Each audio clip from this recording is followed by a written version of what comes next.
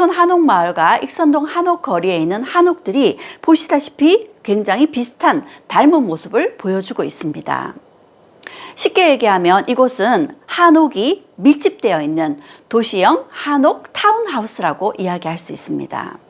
이런 공통점을 가졌다는 것은 이 한옥을 한 사람이 지었다는 얘기이기도 합니다. 이런 한옥마을을 만든 사람이 바로 정세권 선생입니다. 사람 수가 힘이다. 일본인들이 종로에 발붙이지 못하게 해야 한다. 일본 경찰은 그에게 조선물산 장려운동을 하는 것은 독립운동을 하는 것이 아니냐 하고 취조를 했죠. 그러자 정세권 선생은 이렇게 대답을 했습니다. 그렇다면 오사카 사람이 오사카 물건을 사자고 하는 것도 독립운동인가? 당신의 구독, 좋아요는 영상 제작에 큰 힘이 됩니다. 안녕하세요. 강혜영의 친절한 역사 이야기 120편입니다. 오늘 강연을 함께하기 위해서 한복을 입고 왔습니다. 2026년에 첫 강연이기도 하고 한평생 한복만을 고집하셨던 이분을 소개해드리기 위해서입니다. 오늘 강연의 주인공, 부동산 개발로 우리 것을 지켜낸 독립운동가 정세권입니다. 여기가 어디일까요? 아마 짐작하셨을 것 같지만 한복을 입은 사람들과 그리고 외국인들의 모습이 많이 보입니다. 바로 북촌 한옥마을입니다. 북촌 한옥마을은 경치가 아주 빼어납니다. 그래서 북촌 8경이라고 경치가 빼어난 곳 8곳을 지정해 두었습니다. 그 중에 비슷한 위치인데 오르막을 향해 올라가는 길을 북촌 5경, 그리고 남산 타워가 보이는 내리막을 내려가는 길을 북촌 6경이라고 지정해 두기도 했습니다. 이렇듯 북촌 한옥마을은 한국의 미를 자랑하는 곳으로 손꼽히고 있습니다. 그런데 이 북촌 한옥마을을 많은 사람들이 조선시대에 만들어진 한옥이라고들 알고 있습니다. 여러분들도 그렇게 알고 계시지 않으셨나요? 하지만 이 북촌 한옥마을은 1930년대, 그러니까 20세기에 만들어진 한옥입니다.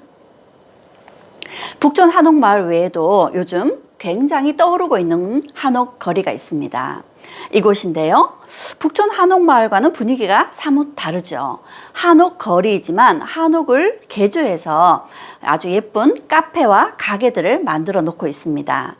최근 몇 년 전부터 떠오르고 있는 익선동 한옥거리입니다. 이곳은 한옥을 이렇게 이쁘게 멋있게 개조해서 한옥 카페 그리고 한옥 가게들이 즐비한 곳입니다. 그런데 이 북촌 한옥마을과 익선동 한옥거리에 아주 닮은 공통점들이 있습니다. 두 가지 특징으로 이야기해 볼 수 있을 텐데요. 이곳들은 모두 한옥들이 아주 빼곡하게 들어서 있습니다. 그리고 북촌 한옥마을과 익선동 한옥거리에 있는 한옥들이 보시다시피 굉장히 비슷한 닮은 모습을 보여주고 있습니다. 쉽게 얘기하면 이곳은 한옥이 밀집되어 있는 도시형 한옥 타운하우스라고 이야기할 수 있습니다. 이런 공통점을 가졌다는 것은 이 한옥을 한 사람이 지었다는 얘기이기도 합니다. 이런 한옥마을을 만든 사람이 바로 정세권 선생입니다. 정세권 선생의 삶을 오늘 두 가지로 나누어 이야기를 드리겠습니다. 그 첫 번째는 건축왕 정세권, 북촌을 지켜라입니다. 1920년대 이후 경성의 인구가 폭증하고 있었습니다. 1920년 25만 명이던 서울 인구는 1936년 67만 명까지 증가하게 됩니다. 그 당시 경성은 도시로 성장하고 있었고 전국에 있는 많은 사람들이 도시를 향해 몰려드는 것은 일반적인 현상입니다. 하지만 경성의 경우에는 조금 다른 특징이 있었습니다. 국권이 피탈되고 1910년부터 1918년까지 일본은 토지조사 사업을 실시했습니다. 토지조사 사업으로 인해서 많은 사람들이 토지를 빼앗기고 일자리를 찾아서 경성으로 몰려들고 있었습니다. 뿐만 아니라 일본의 식민지가 된 조선, 그 중에서도 대표적인 도시인 경성으로는 많은 일본인들이 몰려들고 있었습니다. 1930년대 중반 경성 인구 10명 중에 3명은 일본인이라 할 정도로 일본인들의 수가 급증하고 있었습니다. 그러면 경성에 들어온 일본인들은 어디에 거주하고 있었을까요? 경성에 들어온 일본인들은 주로 청계천 이남의 남촌에 거주하고 있었습니다. 그러면 조선인들은 대부분 북촌에 거주하고 있었죠. 그런데 경성으로 들어오는 일본인들의 숫자가 늘어나다 보니까 남촌의 일본인들의 밀집도가 높아지기 시작했습니다. 그러면 남촌에 있는 일본인들은 어디로 진출하려고 할까요? 북촌으로 진출하려고 하겠죠. 그리고 그 당시 일본의 식민지였던 조선 사람들은 경제적으로 궁핍해 결국 일본의 북촌의 땅들을 빼앗기고 땅을 내어놓고 떠나야 되는 지경에 이르렀습니다. 그러한 모습을 잘 보여주는 기사가 동아일보에 실려 있습니다. 융성하는 경성이 어찌 조선 사람의 경성인가? 조선 사람들은 돈이 없어 집을 팔고 땅을 팔아먹고 도망을 하고 일본 사람들은 그 반대로 집을 사고 얻고 하여 일일이 물밀듯이 경성에서 팽창하고 있다. 이처럼 조선인의 경성은 망해가고 있고 일본인의 경성은 흥해 가는도다. 일본인들이 남촌에 자리를 잡게 된 그 시작은 갑신정변 이후라고 볼 수 있습니다. 갑신정변 때 일본 대사관이 불에 타버렸고 그 일본 대사관을 새로 지은 곳이 남산 아래였습니다. 조선의 입장에서는 일본을 최대한 궁궐과 멀리 떨어진 외곽에 자리 잡게 하고 싶었고 일본인들 역시도 이 남산 아래를 나쁘게 생각하지 않았습니다. 왜냐하면 이 남산 아래에는 외성대라고 임진왜란 때 일본군이 주둔하였던 지역이 있던 곳이었거든요. 그렇게 일본인들은 남산 아래 남촌에 자리를 잡기 시작했습니다. 그러니 조선 총독부도 남산에 위치해 있었습니다. 사진에서 중앙에 큰 건물이 조선 총독부 건물입니다. 그런데 남촌에 일본인들이 점점 많아지면서 이들이 북촌으로 진출하기 위해서는 어떻게 해야 될까요? 일본인들이 자연스럽게 북촌으로 진출하기 위해서는 관공서가 먼저 북촌으로 이주를 해야 되겠죠. 그래서 1926년 조선 총독부가 북촌으로 옮겨갑니다. 1926년 경복궁 앞에 세워진 조선 총독부의 모습입니다. 뿐만 아니라 경성부청 역시도 덕수궁 맞은편으로 이전을 하게 되죠. 그리고 이후 은행이라든지 우체국 같은 관공서들이 북촌에 자리를 잡게 되고 그곳에 근무하는 일본인들의 사택 역시 북촌에 마련이 되었습니다. 그리고 본격적으로 일본인들의 북촌 진출이 시작되었습니다. 당시 조선일보에서는 일본인의 북진을 경고하는 기사가 실리기도 했습니다. 이러한 때에 이를 경계하고 이렇게 말한 사람이 있었습니다. 사람 수가 힘이다. 일본인들이 종로에 발붙이지 못하게 해야 한다. 이렇게 주장하신 분이 정세권 선생이었습니다. 정세권 선생은 경남 고성에서 태어나셨습니다. 그리고 30대 초반이던 1919년 경성으로 올라와서 건축 사업에 뛰어들었죠. 1920년에는 건양사라는 회사를 설립했습니다. 건양사는 어떤 회사였을까요? 실생활이라는 잡지에 실린 건양사 광고를 보면 주택 경영, 건축 청부, 목재 판매업을 하는 회사로 소개되고 있습니다. 주택 사업에 뛰어든 정세권 선생, 그 당시에는 어떤 주택들이 있었을까요? 그 당시에 대표적인 주택은 크게 세 가지로 나누어 이야기를 해볼 수 있습니다. 일본인들의 적산 가옥입니다. 그리고 서양식, 우리가 양옥이라고 불리는 문화주택입니다. 그리고 우리나라의 전통 한옥이죠. 그런데 우리의 전통 한옥은 넓은 땅을 차지하는 반면 생활하는데 동선이나 위생적인 측면에서 불편한 점이 굉장히 많았습니다. 그래서 정세권 선생은 이 전통 한옥을 도시형 한옥으로 바꾸게 되죠. 정세권 선생이 만든 도시형 한옥의 도면에 따르면 전통 한옥의 규모를 축소하면서 내부를 이렇게 한 번에 오갈 수 있는 구조로 만들었습니다. 도시형 한옥의 내면을 영상으로 잠깐 살펴볼까요? 이렇게 도시형 한옥을 건축하면서 자리를 잡아가던 정세권 선생에게 큰 기회가 찾아왔습니다. 익선동에 누동궁이 매물로 나왔습니다. 2,500평의 땅이었습니다. 이 누동궁은 철종의 아버지였던 정계대원군의 후손이 살던 종가였습니다. 누동궁을 매물로 내놓은 그 후손은 바로 이해승이라는 사람입니다. 대표적인 친일 인사입니다. 정세권 선생은 누동궁 2,500평을 사서 그곳을 쪼개어서 60여 채의 한옥을 만들었습니다. 그렇게 만들어진 것이 익선동 한옥마을입니다. 이 익선동 한옥마을은 이후 100년 넘게 존속해 오던 중 2000년 초반 재개발의 바람이 불었습니다. 익선동 한옥마을을 재개발해서 아파트를 세우려고 했던 거죠.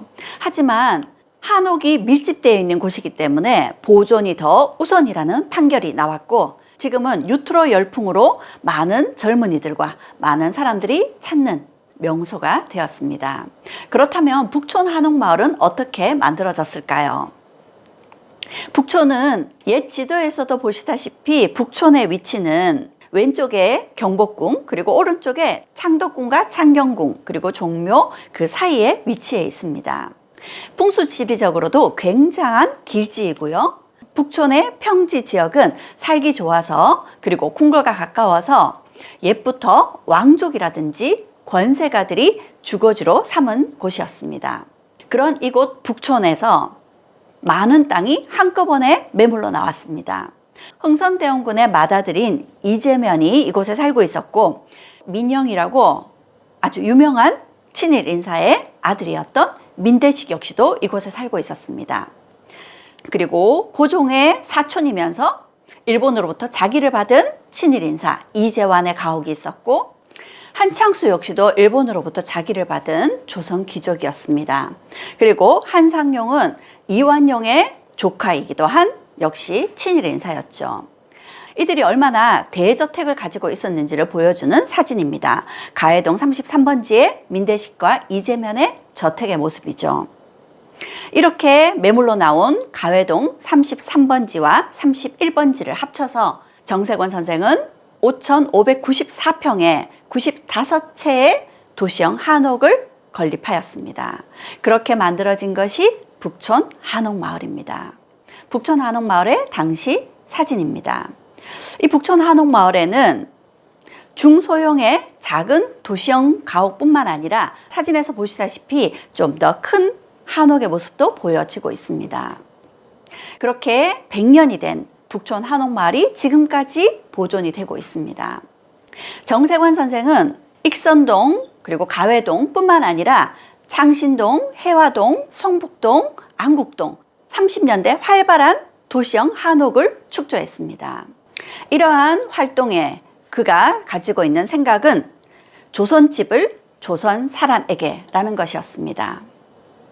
일본인들의 북촌 진출로 일본인들이 왕십리까지 진출하자 이를 막기 위해서 정세권 선생 역시도 왕십리까지 이렇게 한옥 마을을 활발히 건축하였습니다. 이처럼 정세권 선생은 20년간 무려 6천여 채의 한옥을 건축하였습니다. 그렇게 그가 만든 도시형 한옥들은 이렇게 시옷자 모양으로 밀집되어 있습니다.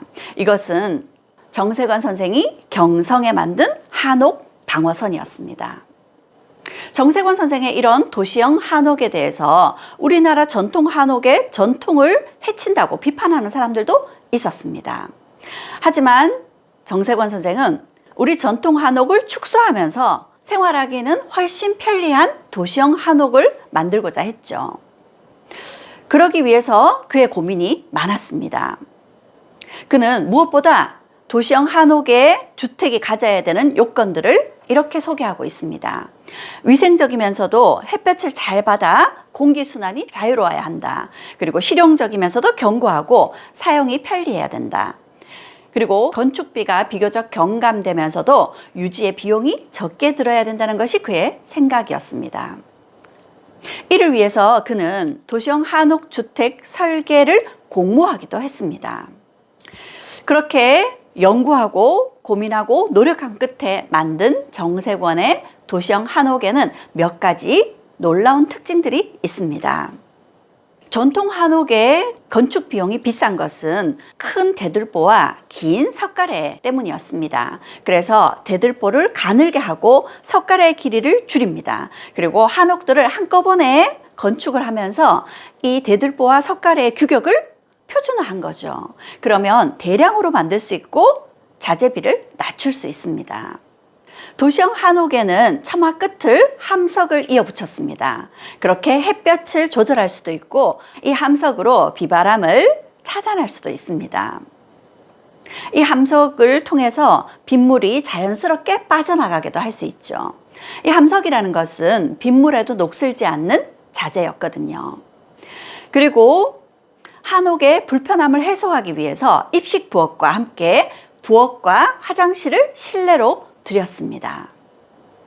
그리고 한옥의 문에 창호지를 바르던 것을 유리문으로 바꾸고 부엌에는 타일을 사용하고 전기와 상하수도를 도입하면서 훨씬 편의성을 도모할 수 있었습니다. 부엌은 북향으로 배치하지만 마루와 방들은 남향으로 배치를 합니다.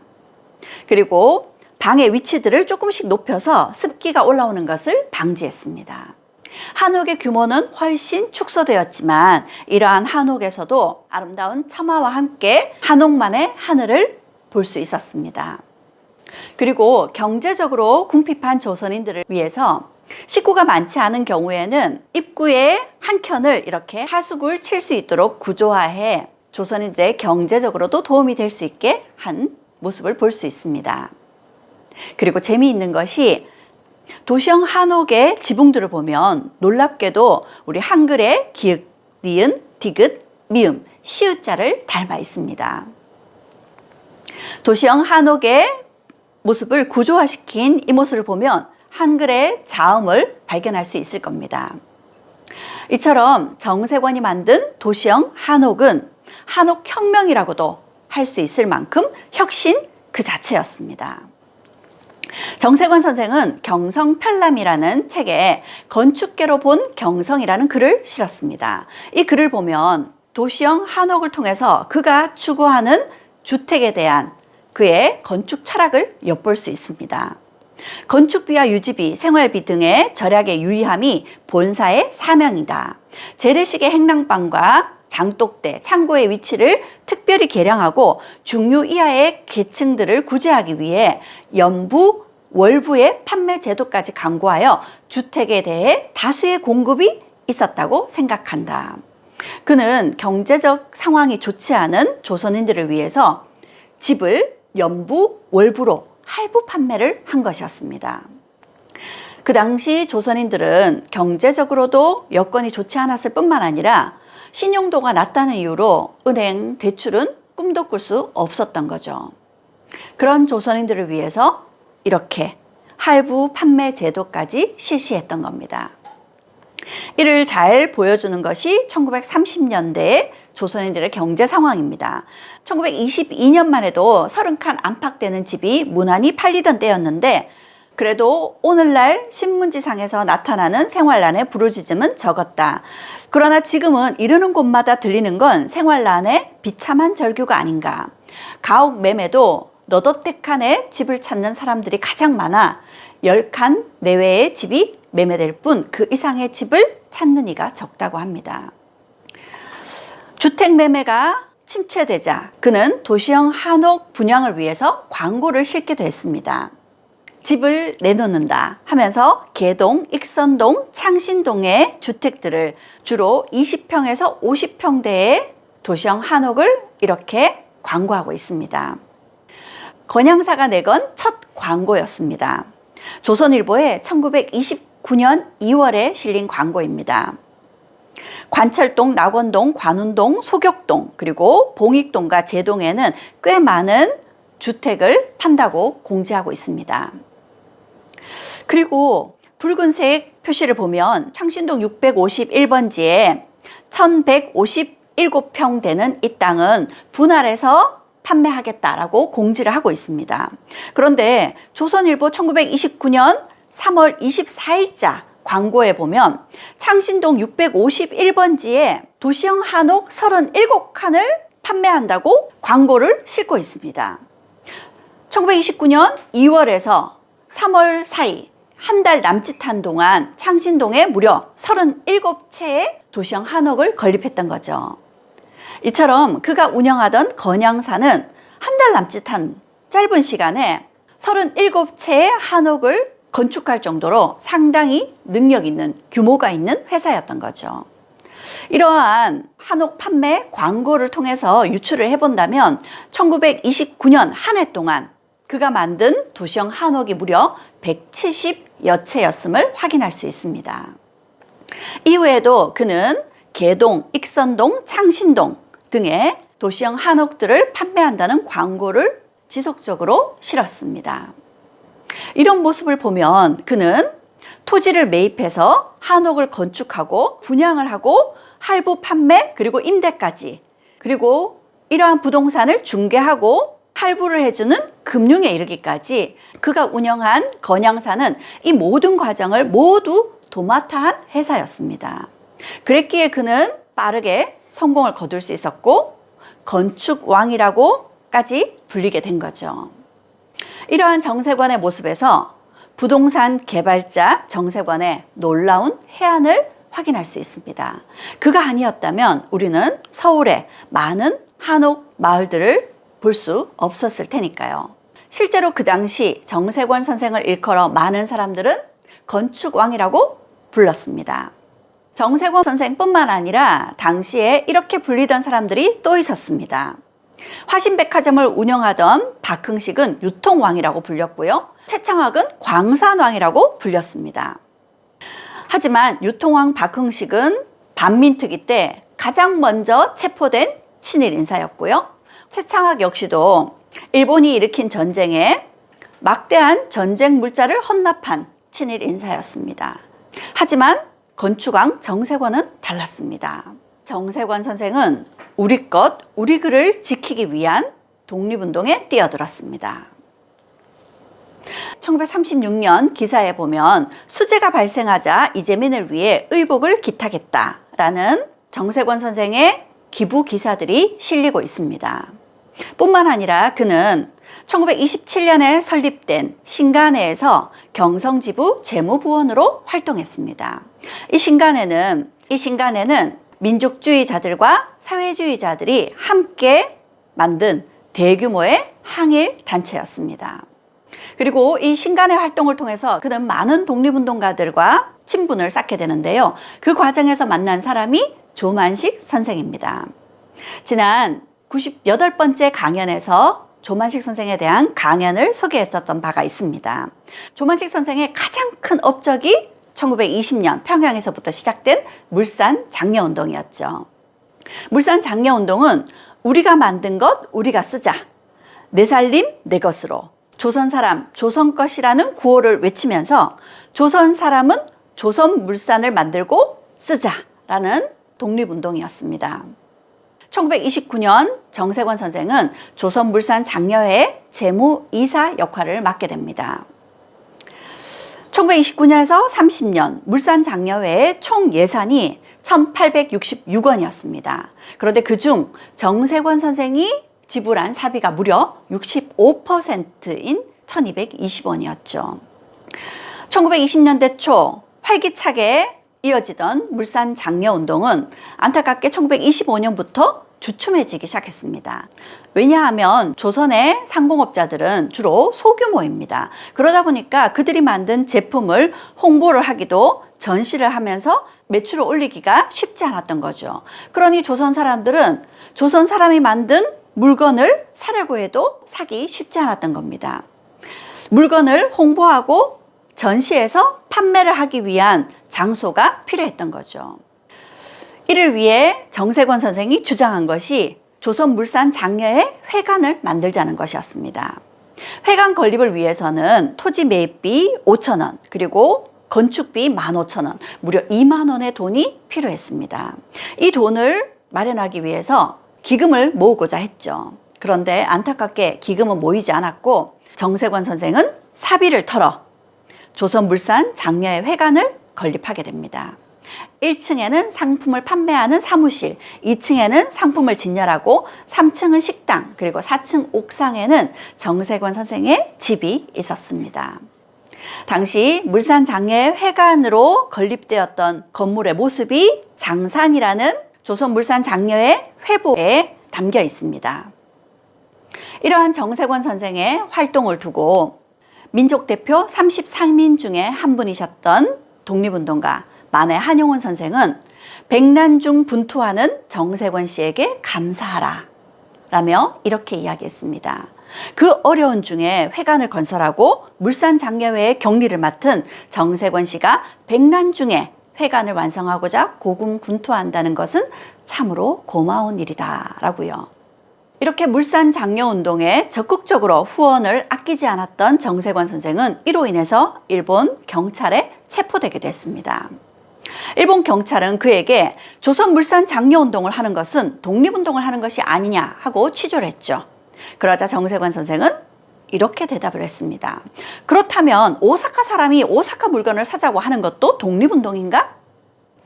정말 명쾌한 답변이 아닌가 싶습니다. 그의 활동은 이에 그치지 않았습니다. 말모이란 영화 알고 계시죠? 실화를 바탕으로 했던 영화였습니다. 1935년 조선어학회에서는 표준어를 만들기 위한 노력을 기울이고 있었습니다. 당시 조선어학회 회원이었던 이극로, 안재홍과 친분이 있던 정세권 선생 역시 조선어학회를 후원해 주었습니다. 그리고 조선어학회에서는 표준말을 만드는 것뿐만 아니라 조선말 큰 사전을 만들고자 했습니다. 그러기 위해서는 우리말을 모으고 연구하고 사전을 편찬하기 위한 장소가 필요했죠. 이를 위해 정세권 선생이 조선어학회 회관을 만들어 기증해 주었습니다. 조선어학회 회관의 모습이 왼쪽에 보여지고 있습니다. 안타깝게 지금은 그 모습이 사라지고 조선어학회 회관이 있던 터라는 표지석만 세워져 있습니다. 1937년이 되면 일본은 민족말살 정책을 쓰면서 우리 역사, 우리 말과 글을 사용하지 못하게 했습니다. 그러한 상황에 조선어학회 회관까지 건립해서 기증한 정세권의 활동은 상당히 위험해 보일 수 있는 것이었습니다. 결국 1942년 조선어학회 사건으로 조선어학회의 회원이던 33인들이 체포되었고 또 관련자들 48명이 체포되었습니다. 정세권 선생 역시도 체포되어 모진 고문과 순환을 겪어야 했습니다. 그리고 조선어학회에서 우리말 큰 사전을 편찬하기 위해서 준비했던 자료들도 모두 일본에 압수되었습니다. 다행히 정세권 선생은 풀려나긴 했지만 1943년 다시 경제사범으로 체포되었습니다. 일제는 정세권 선생에게 일본식 주택을 지을 것을 강요했습니다. 하지만 그는 일본식 주택은 절대 지을 수 없다 하고 맞섰고 결국 정세권 선생과 건양사는 뚝섬 일대의 토지 3만 5천 평을 일본에 거의 강탈당하다시피 빼앗겼고 건축 면허마저 박탈당하고 말았습니다. 그의 건축 사업은 위축될 수밖에 없었고 결국 문을 닫는 지경에 이르렀습니다. 1945년 드디어 우리는 광복을 맞았고 다행히 1945년 9월 지금의 서울역인 경성역 창고에서 우리말 큰 사전을 편찬하기 위해 준비해 두었던 2만 6천여 장의 원고들을 모두 찾을 수 있었습니다. 그래서 1947년 1권을 시작으로 1957년 6권의 우리말 큰 사전이 완간되었습니다. 1945년 광복을 맞으면서 그리고 1957년 우리말 큰 사전이 완간되었을 때 누구보다 기뻐하신 분이 정세권 선생이었습니다. 이런 정세권 선생의 삶을 두고 춘원 이광수는 이렇게 이야기하고 있습니다. 토목 두루마기를 입고 의복도 모두 조선산으로 지어 입고 다니며 좀 검고 뚱뚱한 영남 사투리를 쓰고 말이 적은 사람인 것만 보았었다. 하지만 그의 인격을 존경하지 아니할 수 없었다. 한 사람의 인격의 힘이 이처럼 영향이 큰가를 느꼈다. 정세권 선생은 물산장려운동을 후원했던 경제 독립운동가이자 조선어학회를 후원했던 문화 독립운동가이셨습니다. 정세권 선생의 모습을 볼 수 있는 사진들이 몇 장 남겨져 있습니다. 이러한 사진에서도 확인할 수 있듯이 정세권 선생은 평생 한복만을 고집했습니다. 우리의 것, 우리의 정체성에 대한 그의 생각을 엿볼 수 있는 부분이기도 합니다. 광복 이후 정세관 선생은 고향인 경남 고성으로 내려가셨습니다. 그곳에서 조용히 교육활동에 관심을 가지며 지내시다가 1965년 77세로 돌아가셨습니다. 그가 남긴 유품은 녹그릇, 쌀대, 그리고 조선말 사전이 전부였습니다. 그가 돌아가시고 25년 후 그에게는 건국훈장 애족장이 수여되었습니다. 그리고 그는 2016년 대전 국립현충원의 애국지사 묘역에 안장되셨습니다. 부동산 개발업자인 정세권. 하지만 그가 없었다면 지금의 북촌 모습도 볼 수 없었을 것입니다. 2026년 익선동과 북촌길을 걸으며 정세권 선생을 떠올려 보시길 바랍니다. 정세권 선생의 앞에는 기농이라는 호가 붙습니다. 기농, 기본 농사라는 뜻입니다. 정세권 선생은 왜 이런 호를 지으셨을까요? 우리가 살아가는데 가장 필요한 기본적인 것을 이 기농이라는 호에 담으셨던 겁니다. 그가 생각하는 우리가 살아가는데 가장 기본이 되는 중요한 것은 한옥, 그리고 조선물산, 한글, 한복이었습니다. 지금 우리에게 기농은 무엇일까요? 2026년 지금 우리 삶에 가장 기본이 되는 가장 중요한 것은 무엇일까요?